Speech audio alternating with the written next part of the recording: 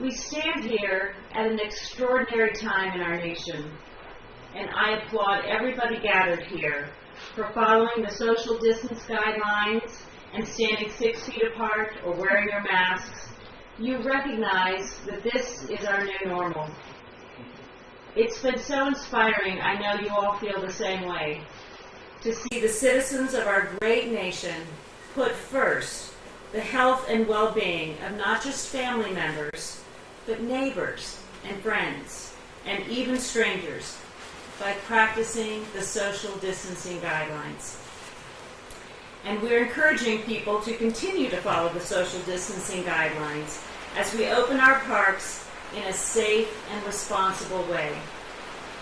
For most healthy Americans, the risks that the coronavirus poses remain very low. But we learned early on that seniors with underlying health conditions or those with immunodeficiency disorders are at serious risk. And thanks to the sacrifices that we've made to social distance during this pandemic, the Coronavirus Task Force has received reports showing that our efforts have slowed the spread. As we continue to put the health and safety of Americans first, the President outlined a plan to open up America again. And Governors Bill Lee and Roy Cooper are playing an important role in taking the necessary steps to help get America back to work. And I know that we have a lot of business leaders here today who are eager to get your businesses back open. I know the Great Smoky Mountains National Park visitors are important to the success of the businesses in this area. This plan to reopen America includes the safe opening of America's greatest treasures, our nation's national parks. Our public lands, urban parks, and national memorials can serve as places of solace and respite and even healing in times of challenge. We come to a place like this and we enjoy the warm sunshine on our faces, or a soft mist like we do today. I knew that was in my remarks. I was ready. And we are getting sun. Here it comes. And the sound of the wind, the sound of the rain on the tent, the trees overhead, and the soft earthy feel of the ground underneath our feet. Not only are these experiences enjoyable to have, but they're good for us too. May is Mental Health Awareness Month. What perfect timing. We use this month, first of all, to fight the stigma, and then provide support and educate the public about mental health challenges. But you know, the COVID-19 pandemic has created an urgent need for us to address our emotional well-being. Our new normal has caused stress and anxiety. But you know, right now, it's an opportunity to take this stigma away because everybody is feeling anxiety.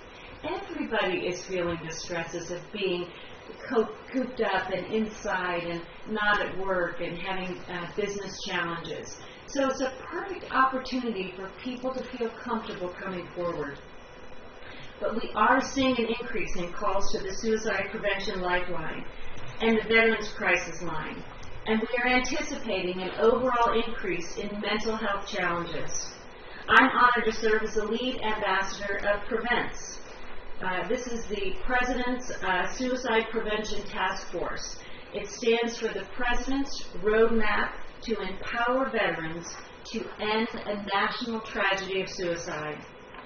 Through a public health campaign called More Than Ever Before, we are encouraging Americans to pay attention to their emotional well-being and the well-being of their loved ones. First, we're asking people to check in with yourself every day. How are you doing? Secondly, we're asking people to do things that they know are special to them or that help them cope. Whatever it is, reading or cooking or gardening or painting. And then we're asking you to talk about your struggles and talk about your successes. We're especially asking people to do this with our kids who maybe are missing prom, they're missing their soccer games, they're missing their teachers. We want them to talk about the struggles, but we also want to talk about the successes. What are some really special things that have happened during this unique time? And lastly, if you're worried about yourself or someone that you love, we ask you to call the Suicide Prevention Lifeline and get help, because help is out there. This is as critical as washing our hands, maintaining physical distance, and other measures that help prevent the spread of the virus. This also isn't an option. It's necessary. For me, painting and enjoying the outdoors help my mental health and well-being. But now is the opportunity for all of us to talk about the struggles with mental health. And that's a part of it that if you talk about it, that's the first step to feeling better. But you know, hiking has proven to have many health benefits, ranging from the physical exercise that you get from being outside to the emotional or mental relief that comes from being in nature. The Great Smoky Mountains offer, as we heard, Cash, 500,000 acres to explore. 500,000 acres to explore. There's plenty of opportunity there to practice your social distancing. You know, there's no reason why you need to be right on top of someone else. So there's an opportunity here in the Great Smoky Mountains to enjoy the benefits of the great outdoors.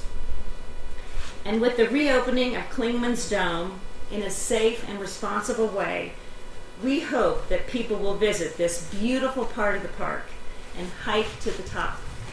I just said to Cash, we're hoping a lot of people are going to come out to the park now. And he said, oh, they're coming. They're coming. We had 12.5 million last year. They're on their way. And so we're saying, come to the park. According to a study done by researchers at Stanford University, being in nature can boost your mood and improve mental health. Spending quality time in the great outdoors reduces stress, calms anxiety, and can lead to a lower risk of depression. More than ever before, we must ensure that we're taking care of ourselves and that we're taking care of each other. And remember, we all need support. It's okay to say that you're not okay. Thank you to all of you gathered here today for all of the efforts that you've taken. We appreciate the partnership that helped bring us to this point in this extraordinary time in our nation. God bless you, and God bless the United States of America.